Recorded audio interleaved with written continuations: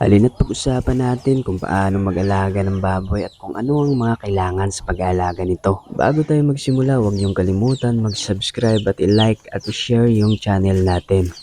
So ano nga ba ang kailangan natin para sa pag-aalaga ng baboy? So sa pag-aalaga ng baboy, ang pinakaunang kailangan natin ay pinansyal o puhunan. Dapat meron tayong sapat na puhunan para magsimula sa pag-aalaga ng baboy. Pangalawa, kailangan natin ng malapad na area para hindi na tayo makaperwisyo sa ating mga kapitbahay at wala na tayong problema. Pangatlo, kailangan natin may sapat tayong tubig na kinukuhanan o mayroon tayong pundo. Di katulad sa amin dito kung saan-saan pa umiigib dahil malayo sa amin dito yung tubig. Minsan umaasa lang kami sa tubig ulan para hindi na kami mahirapan at hindi na kami makaigib ng tubig sa malayo. Kahit na medyo mahirap dito sa amin at malayo yung tubig na kinukuhanan namin, pero patuloy pa rin tayo kahit na mahirap. Dahil meron tayong kailangan abutin na pangarap para sa ating mga pamilya. Pang-apat, dapat sa pag-alaga ng baboy, hindi lang isa o dalawa. Kailangan mo talagang mag-alaga ng 10. Dapat meron kang sapat na puhunan. Dahil kung isa o dalawa lang ang iyong alagaan, masyadong lugi ka na dun. Sa feeds pa lang, sobrang mahal na. At sa pagod mo pa. Siguradong lugi ka talaga pag isa lang yung alagaan mo o dalawa. Kailangan talagang marami para meron kang income kahit maliit lang. Dahil sa pag-aalaga ng baboy, parang alkansya na rin natin to. Meron tayong iniipon na pera at saka pag dating ng araw na kailangan na natin, pwede na mabenta. Sa pag-aalaga nito, dapat huwag kang maarte. Kailangan mong tiisin ang mabahong amoy.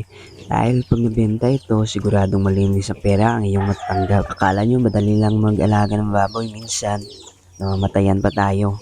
Kasi kung hindi natin alagaan mabuti, siguradong matatalo tayo dahil ang pag-alaga nito ay minsan panalo, minsan talo. Dapat talaga nating bigyan ng oras yung mga alaga natin para hindi tayo malugi.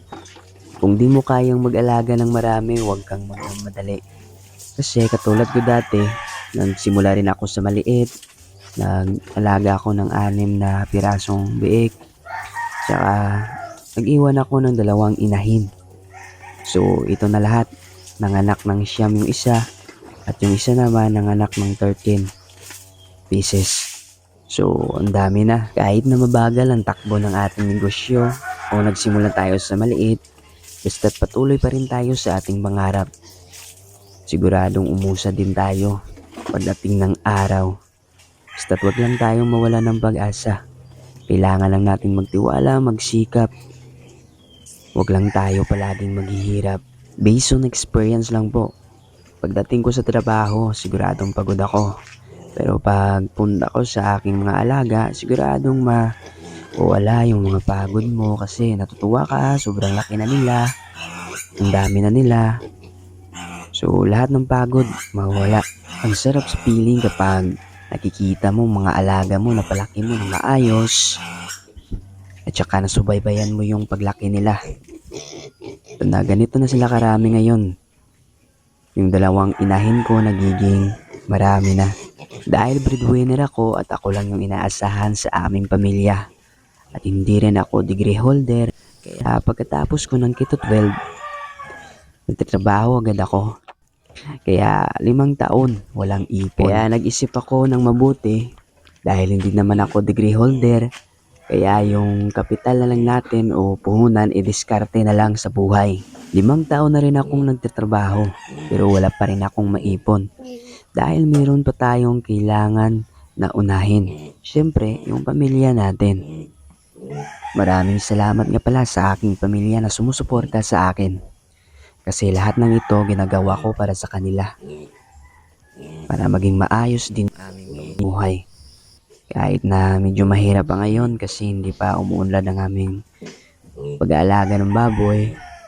So patuloy pa rin tayo para makamit natin yung pangarap natin na hindi tayo maghirap sa buhay. Dahil hindi ko na gusto yung naranasan ko dati, mararanasan din ng aking mga kapatid na kahit nasa eskwelahan, walang baon.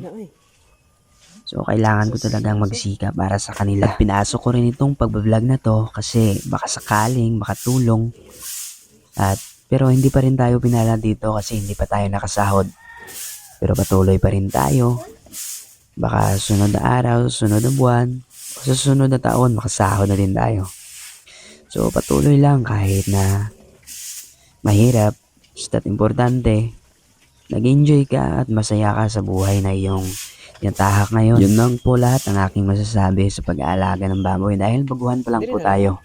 Isang taon pa lang po tayong nag-aalaga. So marami pa tayong experience na kailangan maranasan at marami pang pagsubok ang kailangan nating harapin sa buhay. So patuloy lang tayo, wag lang tayong mawala ng pag-asa.